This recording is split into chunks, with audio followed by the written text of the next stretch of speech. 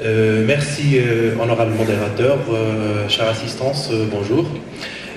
Tout d'abord, je tiens à remercier les organisateurs de cette journée. C'est un succès et je vous souhaite bonne route, on va dire. Et je tiens aussi à remercier les laboratoires Frater de m'avoir invité pour vous parler de l'indication du sécnidazole en pathologie digestive. Donc, comme vous savez très bien, le sécnidazole, c'est un 5-nitroimidazolé qui a plusieurs indications et principalement une activité antiparasitaire et parallèlement une petite activité quand même antimicrobienne. Donc nous allons voir principalement le sécnidazole dans les affections parasitaires, l'indication bien sûr dans les MICI en cas de surinfection et on va rebondir un petit peu sur l'histoire de l'HP pour voir la place un petit peu du sécnidalex dans cette indication. Donc comme vous savez très bien, les parasitoses, c'est un problème de santé publique, surtout dans les pays en voie de développement.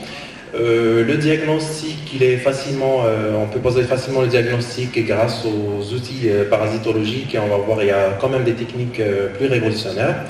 Et le traitement ne devrait pas poser un grand souci. Mais là, la parasitose, parfois devant des symptômes qui vont nous inquiéter un petit peu, on ne pense pas spécifiquement aux parasitoses et justement on va voir à travers cette présentation, c'est des cas cliniques très simples qui vont juste rafraîchir la mémoire pour attirer notre attention à penser aux parasitoses.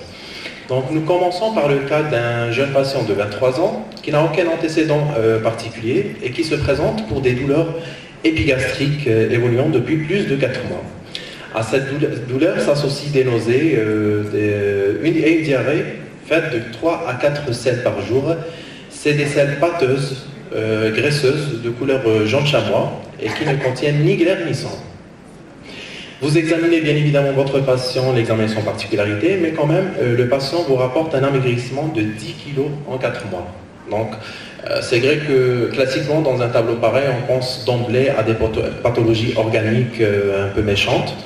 Et donc justement, ce qu'on pourrait penser chez notre patient, gastroentérite aiguë, là c'est clair que c'est non, donc l'évolution depuis plus de 4 mois, on n'est plus dans la phase aiguë. Maladie ulcéreuse gastro-duodénale, peut-être devant la douleur épigastrique, mais en présence de diarrhée, donc on ne doit pas penser à ce diagnostic. Une maladie cœliaque, oui, pourquoi pas, surtout si elle est compliquée, ou encore parasitose intestinale, là, justement, la moralité de ce cas clinique, c'est qu'on doit penser toujours à une parasitose intestinale, vous allez le voir par la suite. Donc, on a fait une parasitologie des selles chez notre patient et le résultat, il est négatif.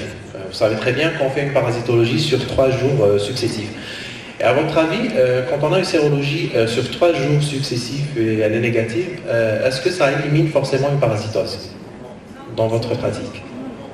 Non, absolument pas, puisque la parasitologie des selles, elle peut être négative parce que l'élimination du parasite dans les selles, elle se fait par intermittence. C'est-à-dire on a des jours où le parasite n'est pas présent dans les selles et donc sa négativité n'élimine pas la présence d'une parasitose.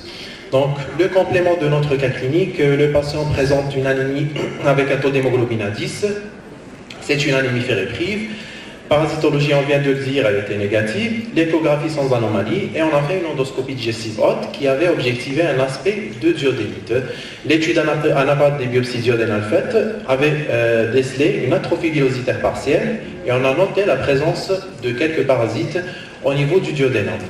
Et l'étude morphologique justement du parasite était en faveur d'un trophozoïde flagellé qui a l'aspect d'un cerf-volant en face et de cuillère en profil. Et justement, après le diagnostic qui a été retenu par la suite, c'est une giardiase intestinale. Donc, comment traitons la giardiase intestinale? Métronidazole 5 jours, sécnidazole en prise unique, albendazole 5 jours, azithromycine 5 jours ou bien ciprofloxacine pendant 7 jours. En pratique, comment vous traitez une giardiase intestinale? Le métronidazole, c'est vrai, c'est la molécule à laquelle on pense souvent, mais figurez-vous que toutes ces premières molécules marchent aussi bien sur la giardiase. Donc, on a instauré un traitement à base de métronidazole chez notre patient pendant 5 jours. Mais malheureusement, on a eu un échec. Le patient, il a toujours été symptomatique et quand on a refait encore une endoscopie, le parasite était toujours là. Donc on a décidé de mettre un traitement de deuxième intention. Est-ce qu'on peut mettre le métronidazole pendant 10 jours? On reprend avec le sécnidazole en une prise unique, l'albendazole, l'association sécnidazole-mébendazole ou bien la ciprofloxacine pendant 12 jours, plutôt 21 jours. Est-ce que vous avez eu des échecs au traitement d'une giardiase intestinale? Bon, ça existe. Les possibilités dans ce cas, c'est soit l'albendazole pendant 5 jours ou bien la combinaison sécnidazole-mébendazole. Donc on va se rafraîchir un petit peu les mémoires par rapport à cette giardiase. Vous savez très bien que c'est une parasitose cosmopolite qui sévit surtout dans les pays en voie de développement avec une prévalence qui peut atteindre les 30%. Donc l'agent pathogène, c'est le Giardia lamblia ou intestinalis, ou j'ai encore dénommé Giardia duodenalis. Et la contamination elle se fait principalement par le kyste qui contamine sur des mains sales ou bien l'eau ou les aliments souillés. Donc après ingestion du kyste, donc au niveau de l'intestin, le kyste va donner une forme trophozoïde. Après multiplication, ce trophozoïde pourrait s'enkyster à nouveau et être éliminé dans les selles. Mais aussi, donc au niveau du duodénum, ce trophozoïde va se fixer sur les entérocytes, va les altérer, et ce qui va donner justement par la suite une atrophie villositaire avec destruction de la bordure en brosse, ce qui explique justement parfaitement les symptômes qu'on peut avoir. Certes, on peut avoir une forme complètement asymptomatique, mais quand le parasitisme il est très intense, on va avoir un tableau typique qui se déclare 1 à 3 semaines après la contamination et qui associe principalement une diarrhée avec des selles pâteuses de couleur jaune chamois mousseuse, et ça peut être aussi matinale et postprandiale, ça rappelle un petit peu tout ce qui est diarrhée motrice, et une douleur épigastrique. Bien sûr, on peut avoir d'autres signes, nausées, dyspepsie, des flatulences. Et si à ce stade on ne traite pas le patient, il y a risque de passage à une chronicité, à une forme chronique.